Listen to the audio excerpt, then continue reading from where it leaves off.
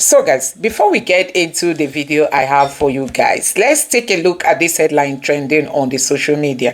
And it says, breaking news, Nigeria House of Representatives raised the alarm over terrorist threat to bomb National Assembly complex. So guys, the Nigerian representative House of Rep members are raising alarm, saying these bad guys said they are going to scatter everywhere at the National Assembly. So, and that has caused a whole lot of reactions. So, guys, these reactions I'm going to be reading out, they sound very funny, but I really want you to be serious, to take them serious. I mean, I really want you to take them serious. Now, this person say, I thought you all said the country is safe. Why are you running? This other person here said, this is a family affair and we Nigerians won't come in between siblings. That means the National Assembly members and these bad guys are now siblings. That Nigerians will not come in between. Another person say, bomb where Akpabio dey, make that criminal no escape. Can you imagine? This is what a Nigerian is telling his Senate president, that he should be the first to be. Another person say, after the bombing, they go use and pack money. House of Assembly renovation updates. And this other person reacted and said, so now the House of Representatives is raising alarm because they are the ones under threat. Suddenly, there is panic because the fire they refuse to put out has finally reached their doorstep. For years, ordinary Nigerians have cried out, villages burned, families displaced, lives lost. And the same National Assembly sat in silence, acting blind and deaf. Now that danger has come close, they found their voice. But where was the energy when citizens were being buried in their homes? Where was the alarm when the entire communities were erased overnight? This is not news to us. It's karma. The system they helped build, the same one that allowed blood to flow unchecked, is finally showing them what it feels like to live in fear. Nigerians have been living this breaking news every single day. So, no sympathy here. Maybe now they will understand the silence. They will understand that silence in the face of injustice always comes back home. Hey, so guys, many Nigerians have been reacting that the National Assembly has been silent over, what has been happening in Nigeria, only for them to come out now to begin to panic that these bad guys sent them message that they are going to be targeting the National Assembly. Now, away from this, the pastor who raised alarm over the Fulanis headsmen, Nass, buying of Christians, has also been threatened by these guys. Arise TV News is going to cover that. But let me just take you through this videos that were recently posted today. I mean, these videos are the latest of what is coming out from Plateau State. It's going to shock you that these terrorist Fulanis are not giving up on, being threats to this country. Just take your time and watch these videos. Let me know your thoughts in the comment section below. Please don't forget to subscribe to the channel and turn on the bell notification. Now take a look. She was taken to the rocky areas. In the night, they kidnapped her. While other Muslims were there, the Fulani didn't touch their same faith of Islam. They selected Christians, girls, and went and battered them with rape. The doctor here did his best. They arrived at this hospital almost 12 midnight after being kidnapped. This is the life of a Christian in Nigeria. Again, for the sake of just a background, what actually happened? When exactly did it happen, and how did it happen? Exactly when they were there, she was taking care of her mother. Her mother came, the one we saw. She was on admission here. And when they came, she was working here as a tender in this hospital, taking care of both the Christian and the Muslim that are on admission. In the evening, you will see Fulani people here, in which I met them the other time. But they came directly in the night around 8 p.m. They do what they do. They snatch them with swords in their hands with AK-47. They refused to shoot because very close, the military are there. As I've been told, even the day before yesterday, they wanted to enter the village, but without the military, they stood on their ground to face them. They run back into the rock. This is the life of a Christian. And when they took her away, they do what they want, and she came back. Together with the other girl that were going to their house right now, down there into the village of Marriage. Okay, so again, where did they come from? How did it happen? And for how long did this incident last? And let's also know when exactly, which day. It's just last week. Is it? On Saturday. And it's the same Saturday they kidnapped the wife of Reverend Zephaniah Mangut. Some went there for kidnapping, some came to this place for devious act. That same Saturday, what is the name of the date of Saturday? It has escaped my memory. Is it 24? Yeah. Today is... That will be 25th. Okay, 25th. October. Then minus about 7 days or 8 days. The last Saturday. It was 15. Or 17. That was the day that she was kidnapped. And this thing happened in this hospital. So let's get it clear. They raided the hospital, snatched these young girls, yes, who were attending to patients. Yes. And raped them in the nearby rocks, this hill that is right there, behind that village. Okay, so earlier you were talking about how they crawled back from the mountains, from the hills. After they have finished it, they left them in pain, in agony. They find their way. Some of them were crawling into the hospital, shouting for help. Then those that were inside, they came and picked them into the hospital, and the doctors were able to do justice. And that's why today they are alive. Okay, so when they came in, was there any reaction? Were there people? How did it happen? Were people panicking? The other people were panicking. Look at them with swords, and look at them with AK-47. All they were panicking. So some were praying they have to faint because they thought that they are going to kill. But the Fulani that are on admission were there. They were also calm. So do we know why they went for these ones in particular? We don't know. The truth is we don't know.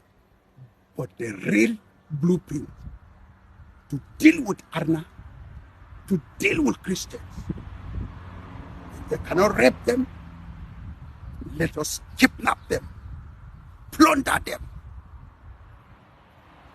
destroy their farm crops, invade their villages, kill them.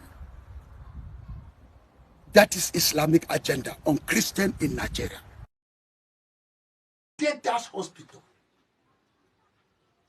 That hospital, there are girls that were taking care, the Fulani girls.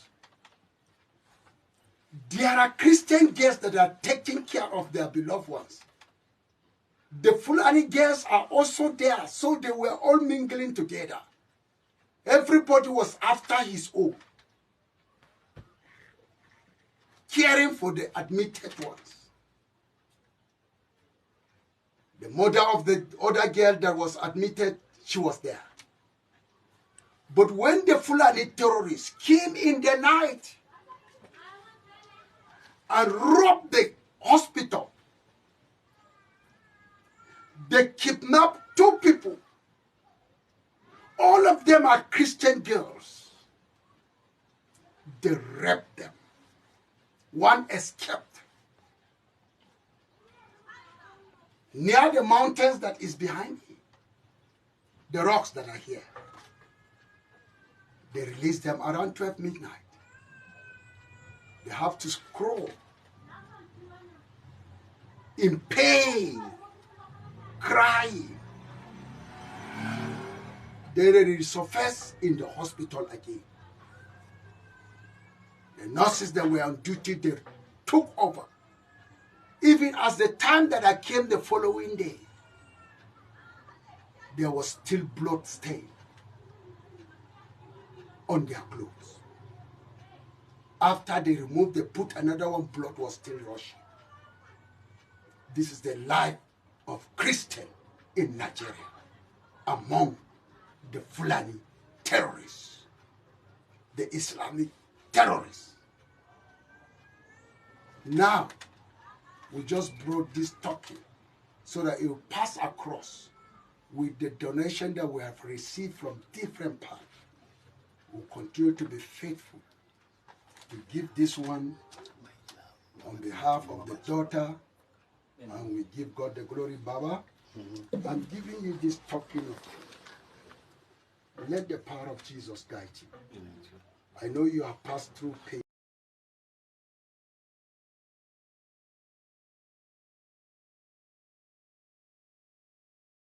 Now, following the controversy surrounding the Christian genocide claims of an evangelist, Ezekiel Dachomo, original leader of the Church of Christ in Nations in Jos, who raised alarm that he received kidnapping and death threats after posting a video of the mass burial of Christian victims from a recent attack in the Hepang community near Jos. Dachomo, who made the original video as proof of what he claims is a Christian genocide and to show how Christians were being terrorized and persecuted, has responded defiantly in a new video. In this follow-up video, he passionately pleads that if he is kidnapped, no one should pay his ransom, stating that his blood will instead raise the war necessary for Christian liberation. Let's take a look. We are showing them love, but they didn't see. I don't know whether I'll be the next.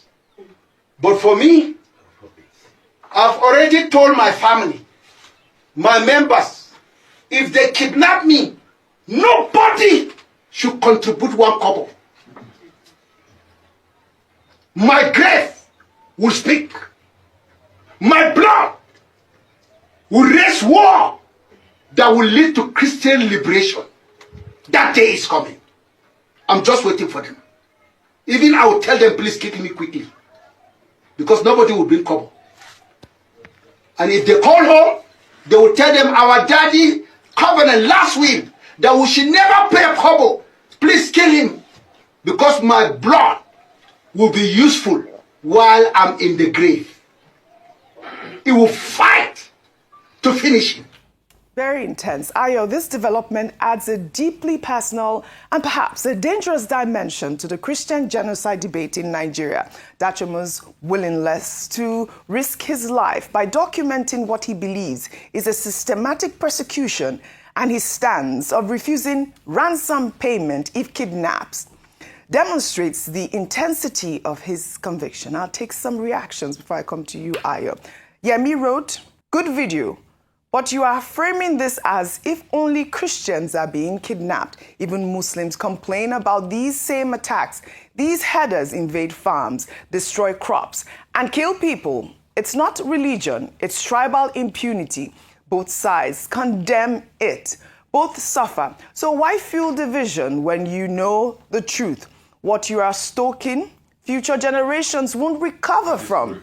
We Nigerians call ourselves intelligent. So ask yourself, why the sudden foreign interest? The same countries showing concern watch gun violence, drugs, unsolved murders, and kidnappings destroy their own people daily, including Christians. On their watch, they ignored Christian Palestinians being killed and displaced. So put your thinking cap. Fellow Nigerians, yes, we have problems, but we must fix them ourselves. Another ex-user wrote, that man is speaking from a place of real fear. When people start saying things like this, you know the system has failed completely. Nobody should be living with that kind of terror in their own country. Ayo, over to you. Thank you so much. That man, I don't even beyond fear, was frustration. And people who have spoken and spoken with nothing being done. In recent times, in the Bakinladi local government, Waruru, Tatu, and Lawuru areas, they say that a group of worshippers were indiscriminately shot at. I think the most worrying part of that report was that they said they'd actually gotten intelligence, informed security agencies, and nothing was done. When the system or when your country fails you consistently, then unfortunately people now resort to either self-help or calling outsiders to come and save them. And this is what the Nigerian state doesn't like. This interference, seeming interference by, America, Senator Ted Cruz raising it up and now being potentially listed as a country of particular concern. Can we, beyond, Daniel Bwala going to hold stakeholder meetings with, bishops, can we actually listen to the voice of the North Central, especially in Plateau, Jos? We have heard of these things, but for a long time, we have turned our eyes and closed our ears off from this. If you speak to a lot of Christian leaders in these areas, OG, the story is horrible. A number of Christians are being killed. We can no longer continue to bury our heads in sand, ostrich-wise, and pretend that, it is not happening. They are coming out to speak. They are releasing videos. It's a shame that the international community had to speak up for us to begin to run helter-skelter to find a solution to this problem. I hope that Bishop Reverend Dachomo will not have to be kidnapped or killed for his blood to speak out. Too much blood has been spilled already in these areas. Yes. Can we rise up? The service chiefs had a closed-door meeting with the president yesterday, and his charge to them was that they should immediately address security concerns. I hope that top on that agenda is this concern for Christians in Nigeria who are finally speaking up to say that this is happening in their community. Let us not play ostrich. Listen to them and take action. No more blood spill in the North Central, especially in Plateau. Just these areas have cried out for too long and nothing has been done. Thank you. It's time for them to take action. Rufai, you had something to say about the ex-user. Just a quick second so you can take this. So a quick one. That ex-user was trying to mitigate the plight of the man. You see, the pastor that came out and showed that video. They're the first ex-user. The first ex-user. Yemi. The pastor, Yemi, and in response to Yemi, the pastor was showing the plight that he felt as at that point in time. We're not saying people are not being killed. Muslims are being killed. Christians are being killed. Should they even be killed in the first place? But the question I'd like to ask Yemi is, the people in those graves the pastors were showing, who were they? They were Christians. Sefini Laba. Well, all right. We'll continue to follow up on this story. We'll take another story now. Former presidential candidate Peter Obi has reacted to allegations of mismanagement labeled against the Nigeria Football Federation after a viral social media post from FIFA featuring an image of half-completed burning Kebbi Stadium in Kebbi State, built on the FIFA Forward program and co-founded with the Nigerian Football Federation, sparked controversy and criticism over the weekend. Well, the photo, which was used as FIFA's profile banner on X and Facebook, went viral days after football critic Chinedu Mobike publicly accused the NFF of mismanaging millions of dollars allocated for the stadium and another unfinished facility in Delta State. In response to the backlash, the NFF issued a statement on Saturday defending its operations by asserting that all funding received from FIFA is a purpose-specific and that both FIFA and the Confederation of African Football annually audit the federation's account. Well, in a post on X, Peter Obi criticized the Nigerian Football Federation, stating that the unfinished Kebbi Stadium exemplifies how corruption permeates all facets of the nation, while also noting that the NFF has reportedly received approximately $25 million from FIFA and CAF since 2013, with little or nothing to show for it. Well, Obi recounted his own experience as governor of Anambra State, where a promised fully funded FIFA stranded stadium in Awka never materialized, forcing his administration to divert resources towards constructing smaller grassroots sports facilities. And I'll read Peter Obi's post on X in part. It was quite lengthy, so I'm taking some of it. Peter Obi wrote, FIFA's recent revelation about the mismanagement of funds released to Nigeria's Football Federation for stadium development and youth talent growth is both sickening and shameful. It perfectly mirrors the broader decay in how our scarce national resources are handled. I am certain that further investigations would reveal even worse realities than what we currently know. I have always maintained that those who accuse us of demarketing Nigeria for speaking the truth and exposing corruption are the very ones who thrive on corruption and deceit. The real demarketers of Nigeria are the incompetent leaders who have forged their way to wealth through the mismanagement and theft of public funds, resources that should have been used to provide schools, healthcare, and employment for our youth and to nurture their talents. We cannot continue to watch our sports decline while corruption flourishes. Our youth are our most prized assets, yet we have destroyed their future and then turned around to label them Yahoo boys, when in truth, the leaders who have robbed them in their future are the real Yahoo of our nation. Rufai. The truth is this not a reflection of Nigeria? Is it today we've been hearing about corruption everywhere? If the NFF think they have another story to tell, let them give us an audited account. Every cost spent on that stadium they have in Kebbi, empirical cost across board, the cost of the turf, the cost of the grounds, what they have spent on it, the cost of the stands. And let us match them with prevailing costs. But is it today we've heard scandals about stadium? No. So let's stop acting like, oh, the NFF is a bastion of civility of some sort, or the sports ministry a bastion of civility of some sort. It's a reflection of Nigeria. And when corruption happens, it dampens the potential of a lot of people. Absolutely. Corruption steals the future from people and destroys the future from people. I have seen some people trying as much as possible to react. You know, some people's job now is anything Peter Obi says, they want to put on his parade, like Aaron will say. It was trending recently about the Yahoo boys comment. So they want to, but you see, but thank God I've quickly answered them by saying that President Tinubu also said Yahoo boys will be converted to chip manufacturers. Till today we are waiting for President Tinubu. With the Yahoo boys, he said they are going to convert to manufacturing chip. Where are the chip companies in Nigeria? He promised to during his election now. Just like they talked about this. You see, when we criticize the system, it's because we want things to be done properly. We want sanity in this country. But what we have seen is corruption and a deafening level of insanity in stealing. All right. So if the NFF has their own side of the story, they should bring out the books. The contractor that built it should tell us how much he spent. Let's see the books. Let's see the bill of lading. Let's see all the quotes. All right. Well, Nigerians, I don't see waiting federal government, I've been at their state government, I've been at their local government. Before I come back from where I go, before I come, they don't start my shop. They don't even give me notice. So say they come today. They say they share notice, but don't give me any notice. Say how far? Back your things, they don't come to spray my barber salon where they do work.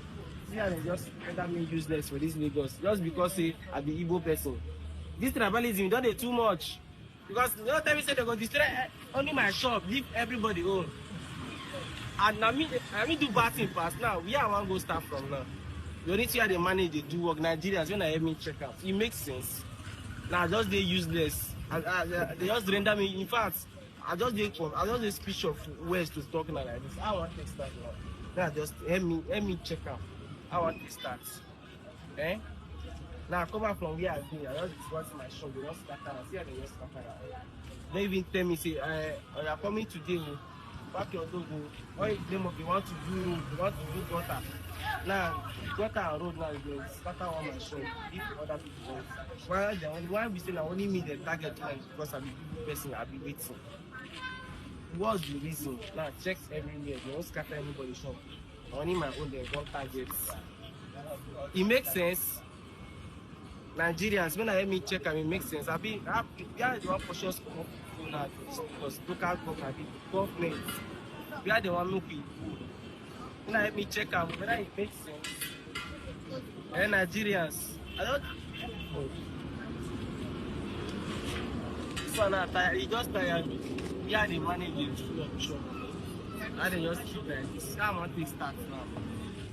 I want to start. I mean, I start to do Yahoo. They want me to do Yahoo. You only baby work they do, they carry the chop. They want me to do Yahoo. Let me ask them. I beg Nigerians. Are they hopeless now? In fact, are they useless, jobless at the same time? This can't lie with this one now. This can't lie with this one now. You pay just the one manage himself, carry my money, open shop, saying what they have, render and useless. I want to do now. When I start to do Yahoo, I'm going to the breakfast. Let me ask their local government, Lagos State, their Lagos State government, let me ask them, I want to take you.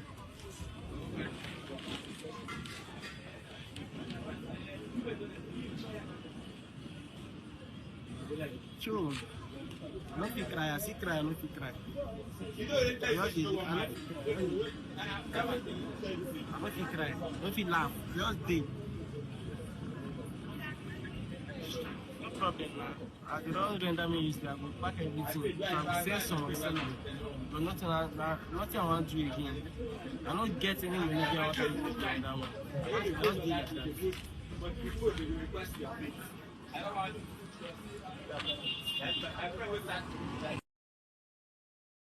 Capital Territory Abuja, where activists Omoyele Rrör, Aloy Ejimako, and 11 other free nnamdi Kanu protesters were released from Kuje prison on Monday. Rrör and the protesters were charged by the police for inciting public disturbance and disobeying court orders barring them from participating in protests at key government locations. The magistrate court had granted bail to the defendants last week and ordered them to present 2 sureties, each in the sum of 500,000 naira. However, moments after the bail ruling, security operatives reportedly bundled Rrör into a van, prompting outrage from his lawyers and supporters who accused the police of violating the court's order. Rrör, after his release, vowed to continue the protest. Well, finally, we've just been released from illegal, unjust, unwarranted, and inhuman detention by the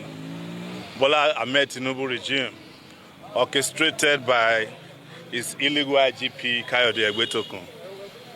And we are heading home, hopefully. In fact, I was supposed to be heading to Lagos for a protest for tomorrow. But we are still checking on the flight, if there's any flight tonight. Have you seen the warning from the Lagos State government? You know, they can warn themselves, they can't warn me.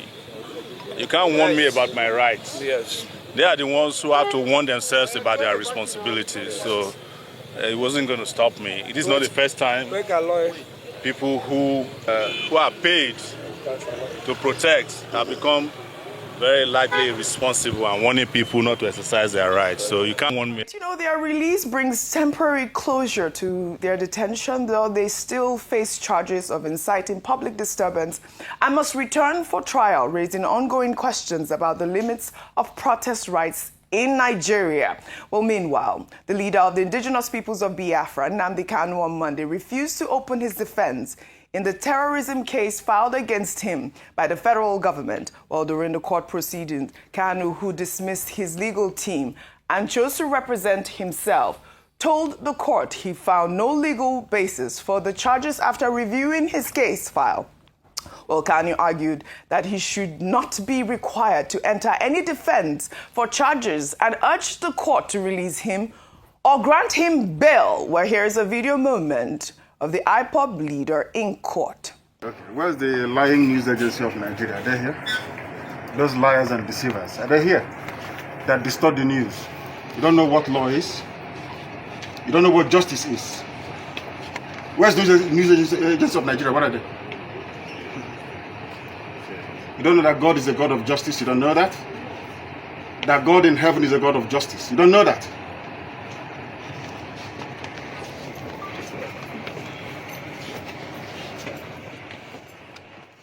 All right, Dr. Bati, I mean, talking about this whole court process, this dramatic shift in strategy from listing 23 high-profile witnesses to refusing to mount any defense at all. Legal experts argue that it represents a high-risk legal gamble by challenging the very legal foundation of the charges rather than contesting the facts. Well, Kanu essentially asked the court to dismiss the case entirely. Dr. Bati, your thoughts on both stories? First, let's look at some of the details.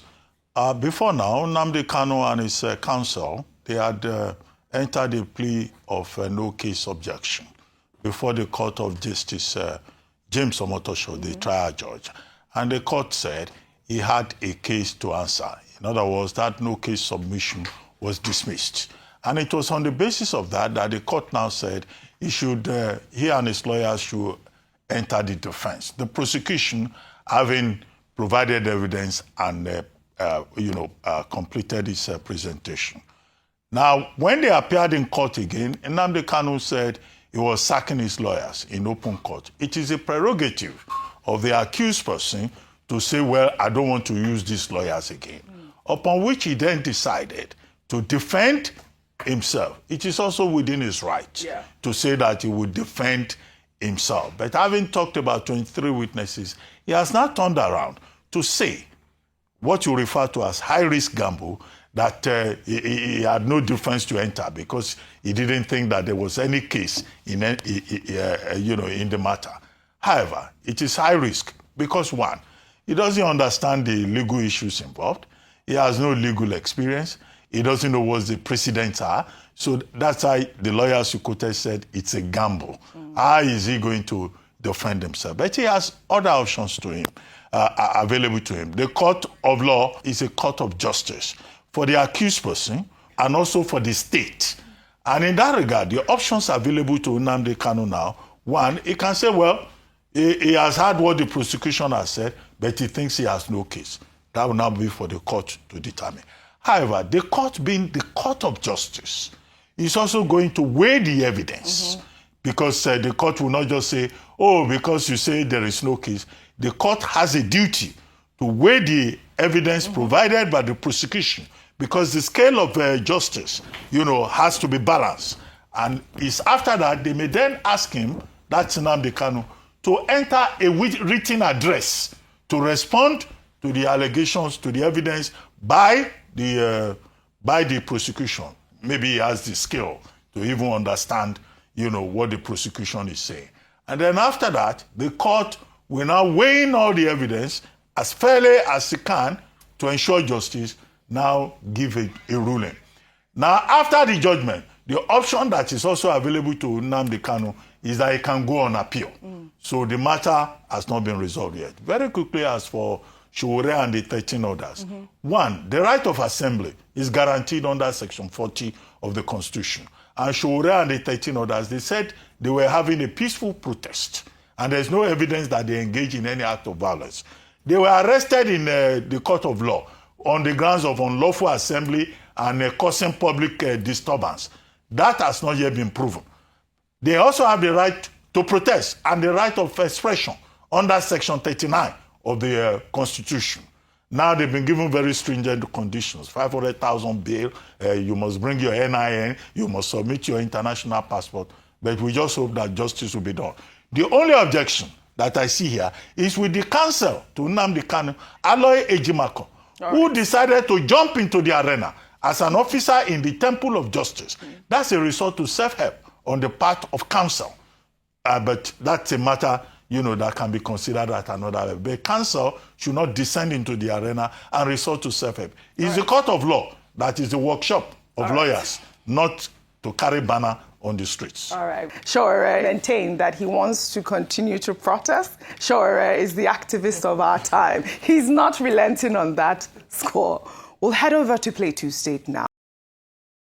Speaking about infrastructure development, in another development, the Minister of Works, David Umahi, has extended condolences to Eshan community in Kacha local government area of Niger State following the tragic tanker explosion that claimed over 40 lives last week. The minister sent a delegation to condole with the family of the victims. While expressing deep sorrow, Umahi stated that the federal government remains committed to improving road conditions to prevent similar accidents. He highlighted the urgent need to accelerate the ongoing reconstruction of the Lambata-Lapai Agei-Bida road and directed the contractor, Messrs CGC Limited, to quickly deploy more resources and approach the work from multiple locations or face decisive action. And this is a good commendation by David Mahi, as always responding, when challenges are brought to his front. Remember, if you recall, Dr. Abbas, you weren't here when we took the story of the Niger tragedy. That road infrastructure, the critical road, Atiku had raised alarm about the fact that that road is a major road that transports petroleum to the northern states. And David Umahi has charged the contractors to either finish the job that is already under construction or be fired.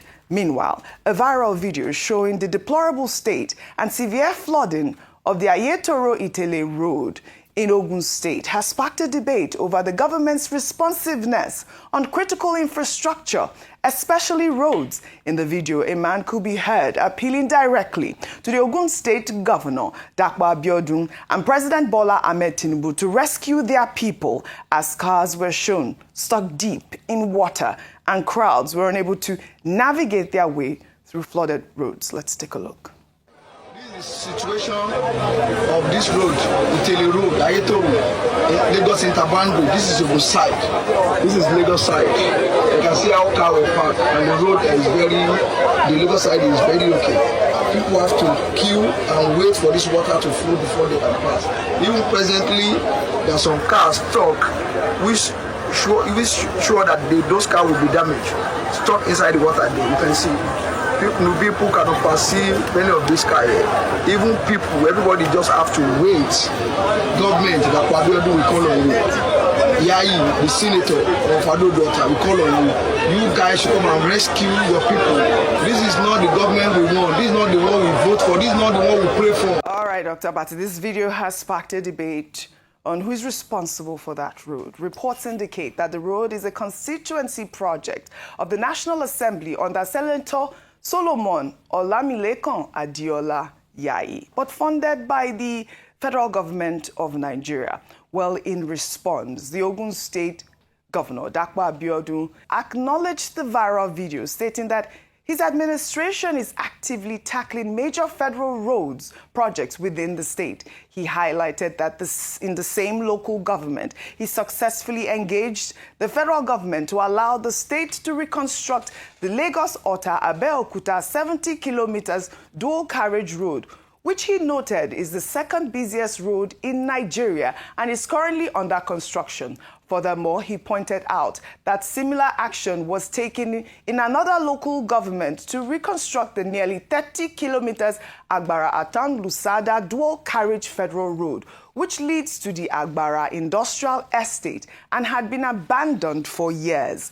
Akpabio noted that the state government is currently repairing the major Sango-Ijoko-Lambe Road, another federal road spanning over 25 kilometers. So it's good to see governors showing workings at this point. So you see, it's also when we see such videos, we always have to question who is responsible. But apparently, it's a constituency project funded by the federal government, Ogun people. We've always talked about constituency projects, though. But Dr. Mati, this is your constituent. No, road construction is not about constituency project. Yeah. It's the responsibility of the executive.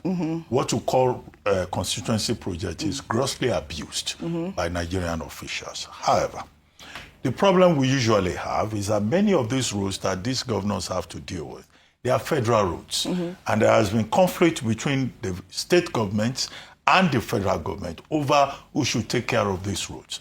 Even when governors like Governor Akpabio volunteer to repair the roads. The issue, as we saw during General Buhari's period, is about repayment for the roads. There's always some disagreement between the federal officials and the state officials. The state governors will say, I have a responsibility to provide good roads for my people. The federal government will say, well, you have inflated the price. So there's always a problem about the costing. Yeah. And I think what is important is that in terms of classification, we have state roads, we have federal roads. I think both parties, either it is state or federal, should be responsible, should be alive to their responsibilities, because no Nigerian deserves to have issues in terms of transportation, in terms of infrastructure. The Tinubu administration has said that, you know, it's committed to providing quality infrastructure for the Nigerian people. And I think we should continue to see evidence in that regard. Yes. Now, the road, the Lampai road that you refer to, the project was awarded many years back. And the phase one of it, the contractors have refused to function. Now the Tinubu government is there. The Minister of Works had to send his director technical for the Niger Central area to go and look at that road. And now the contractors are being given marching orders. It's just for government to be attentive, because nobody deserves to go on bad roads. I like that. The Lampai road, the tanker explosion, was caused because the road was in a bad state. And imagine the loss of lives and you know, all of that. But you are doing a great job by pointing out this problematic roads. Whether it's in Ogun State, or it's in Anambra, or it's in Delta State, anywhere. Because the awareness often helps. I like that point. And it's good that the governments that have been called out are responsive and they are responding and showing workings, like the way Akpabio showed all the roads that he has already constructed during his time in office. Please send in more videos. We'll turn our attention now. The bad road catcher of Nigeria. Infrastructure, anything, schools, everything. Just send it. I'll highlight them. I'll highlight them. Why? Because you have I will give you examples in Lagos State. Don't start to. You have no reason to talk about Ogun State. Don't start. I will give you many examples. You send them to me and I will highlight them. You know I will do that. I have no bias. Really? Well, all right. Rufai, leave out here now. Is your traffic light working? Around your area. The traffic light you've been complaining. All right. Send in the videos. Well, I'd say also kudos to Akpabio for those roads. I actually went through all of the roads that he has repaired so far. Well, let's now turn our attention to comments made by Senator Ned Nwoko, who made headlines last week after his estranged wife, Nollywood actress Regina Daniels, accused him of domestic violence in a viral video. Well, the senator has offered justifications for his polygamous lifestyle, stating that he pities men with one wife. Ned Nwoko made the comments on live television, saying that the difficulty of standing on a single leg influences decision to have more than one wife. Let's take a look. Just imagine telling you to stand on one leg. You know how difficult it is. But to stand on 2, 3, 4 is much more balanced. That's just the example I gave. Wow. Do you understand it? So I feel sorry for those who have one wives, because it's difficult to stand on one leg. And you don't have any regrets? No. If you have your way, you still I marry will more. do the same thing again and again. Of course, yes. And you have a knack of marrying beautiful women, young ones too. This is the way it is. And that's the way it should be. But you're not the ones that beat them. You should marry who you want to marry. You're not the one that beats them. No, come on. I am not a violent person. I respect my wives. I love them. And I love my kids. No, not at all. All right. He has clarified that he is not a wife beater. He's not violent. He loves his wife. Ned Nwoko is married to 4 wives. I don't know about, the timing of these public defenses of polygamy among serious domestic violence allegations. Well, while polygamy is legal and culturally accepted in many Nigerian communities, the senator's characterization of monogamy as standing on one leg and expressing pity for monogamous men has sparked debate about respecting diverse marital choices in a multicultural society. Online. Oji, with due respect, so what happened on that day? I think we should be able to. No, we should be able to investigate. Yes. And appropriate sanctions should be meted out. Because what appeared to us that day was a case of violence.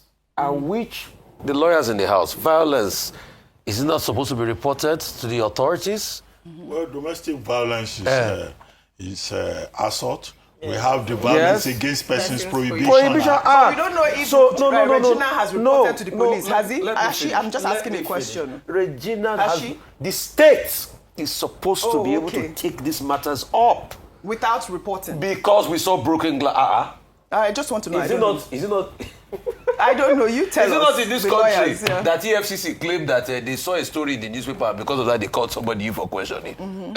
So the state should be allowed to. Is it when they kill Regina? Especially because he's a senator. Is it when they kill Regina? Especially if it's another man that this thing happened in their quarters now, we will not hear the last of it. But we should be able to also have what transpired. So there should be an investigation that should be opened up. And since then, all of his colleagues that are sitting there with him, have we even transpired to ask?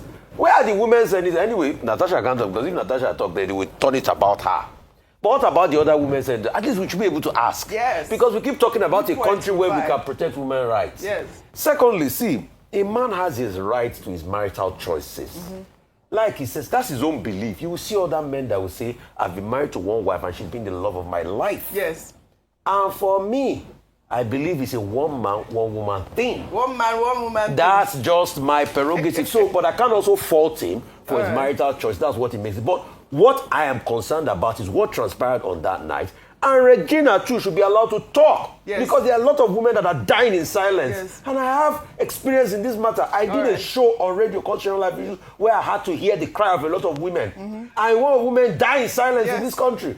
So what happened that night should be investigated. Yes. And I think that's what we should ask him. Yes. What transpired that night? Yes. It's not that someone say, I'm not a violent person. We saw broken bottles everywhere. Is it play? When people play Nollywood Love in Tokyo, when broken bottles were everywhere? I agree with you 100%. This matter has to be investigated. Domestic violence is no joke. But I don't want us to move away from the main story, which is about polygamy as well. But we have to go. But go ahead. Marital choices. I think, although you do marry legally in the courts, you're only allowed one wife. Dr. Bati, right? Because it's under the law of in Nigeria. Under the law of Nigeria. But under customary law, you can marry. Relatively dead law. Well, under customary law, you can marry more than one wife. But this is assertion that is better for ask the men that are married to multiple wives.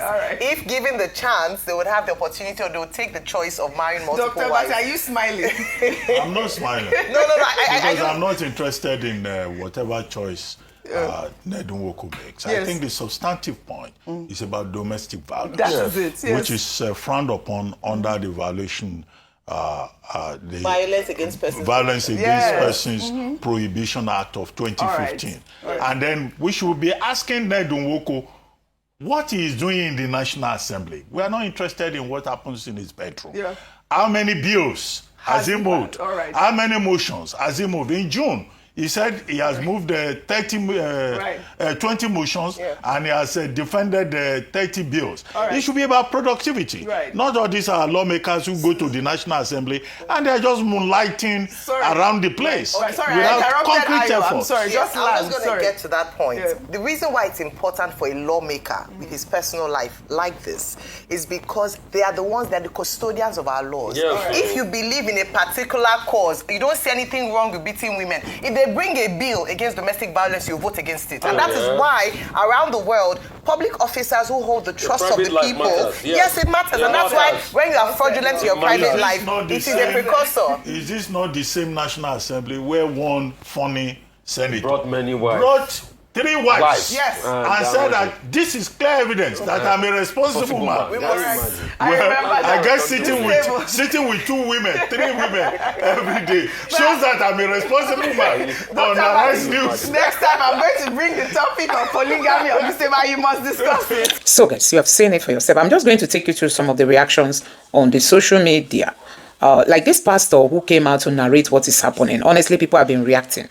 In the midst of, Christian genocide being circulated around the world, the Fulanis are not giving up in their menace of buying Christians. This time they came and just kidnapped people, went and messed them up and dropped them. I'm just going to allow you to take a look at how this pastor has narrated what he said. But before then, let's take a look at some of these reactions. This person said the Fulanis didn't touch their fellow Muslims. They selected Christian girls and went and battered them with, with Rrör Anyone who claims Muslims don't get killed at all in this process is a liar. But anyone who denies that the whole aim of this is, the whole aim of this ongoing terror campaign is to systematically genocidally eliminate and replace Christians is an even bigger and bloodier liar. This happened just a few hours. So this person is just retweeting what the pastor has posted, that these people are just coming for Christians and for Christians alone. Anyway, let's move to another headline. This one says, breaking news. Nigerian House of Representatives raised alarm over terrorist threats to bomb National Assembly. Oh my God. So guys, they are raising alarm now because it has to do with National Assembly. But when people came out to say that Christians are being pied, the Plateau State governor came out to say 64 communities have been sacked. These people kept mum. Now they are raising alarm because these guys have threatened them, saying they are coming. So guys, you can see how complacent the Nigerian government is when it comes to what is happening in the country. Now we are going to be taking a look at some of the reactions from Nigerians. Like this person say, I thought you all said the country is safe. Why are you running? This person say, this is a family affair. We Nigerians won't come in between siblings. As in, this was a sharp bomb way Akpabio day. Make that criminal no escape. See, this person say, make him bomb where Akpabio day. Make that criminal no escape. Can you imagine? This person say, after the bombing, then go use and pack money. House of Assembly renovation update. This person is saying, if they bomb it, Nigerians won't lose. Our allies don't deserve to live a bit. God. And this person says, so now the House of Representatives is raising alarm because they are the ones under threat. Suddenly, they are panic. There is panic because the fire they refuse to put off has finally reached their doorstep. For years, ordinary Nigerians have cried out, villages burned, families displaced, lives lost, and the same National Assembly sat in silence, acting blind and deaf. Now the danger has come close. They found their voice. But where was the energy when citizens were being slaughtered in their homes? Where was the alarm when the entire community was erased overnight? This is not news to us. It's karma. The system has helped build the same one that allowed blood to flow unchecked. It's finally showing them what it feels like to live in fear. Nigerians have been living this breaking news every single day. So no sympathy here. Maybe now they will understand that the silence in the face of injustice always comes back home. This person took his time to really write this. You know, some people say, oh, let it, where the bomb will land, let it be where Akpabio is. That Akpabio does not deserve to live. Now this person say, where are the terrorists threatening? And this person say, I think we all need that to happen at this point. Another person here say, all these ones are theatrics just to play down the Christian genocide awareness. So it will look like Nigeria has a general insecurity problem and not specifically targeted at Christians. The people writing all these scripts are good. That's what this person is saying. Another person here said, I thought they all said the community is safe. This person said, did I just hear bomb? Another person here said, now they are talking. What have they been waiting for all this while? They have all full support. They have our full support. This tweet may mean two things. Choose the one that suits you, your bias. So I don't know what you make of this. These are some of the reactions from Nigerians. People are saying that they are just wanting to use it to play down the buying of Nigeria. Nigerians will rise in joy and jubilation if terrorists start targeting politicians and contractors that execute bad contracts are being bombed. We'll even nominate them for Nobel laureate. So guys, these are some of the reactions from Nigerians saying they will be happy to see this happen if that is the target of the bad guys in the bush. This one says, now they are talking. What have they been waiting for all this while? They have our full support. This tweet may mean two things. Choose one that suits your bias. So that's what the other person is saying. There are a lot of reactions here. This one says, if you don't understand that this game Tinubu is playing is to gather sympathy from the Southwest because he knows his people are already complaining also. So now the game plan is to make it look like the other part of the country don't want him to finish because he's a Yoruba. Can you imagine? Because he's a Yoruba man. Hey, everybody is sharing his own. But it's really, really so sad. It's really, really so sad. If terrorists can openly threaten the National Assembly, what hope do ordinary citizens have? Billions go into insecurity yearly, yet even lawmakers aren't safe. Maybe now they will understand what Nigerians face daily. Time to fix the system, not just fund it. Time to fix the system, not just to fund it. There are a lot of reactions from Nigerians, and I tell you, this is really a wake-up call. This person say, they are now raising alarm because it don't reach them. Who approved the form for repentant terrorists, as they call it? People that were supposed to be sent to meet their maker. So a whole lot of reactions. I will just wait for what you think of all this in the comment section below. This person, these lawmakers are the marketing Nigeria. The president should caution them against using such inflammatory languages. Henceforth, and town crier Bayo should debunk this allegation immediately. Nigeria is safe. Akpabio has been advocating for diasporans to return home because price of rice and gari has come down. They should come and eat gari. Let me know your thoughts in the comment section below. Thank you.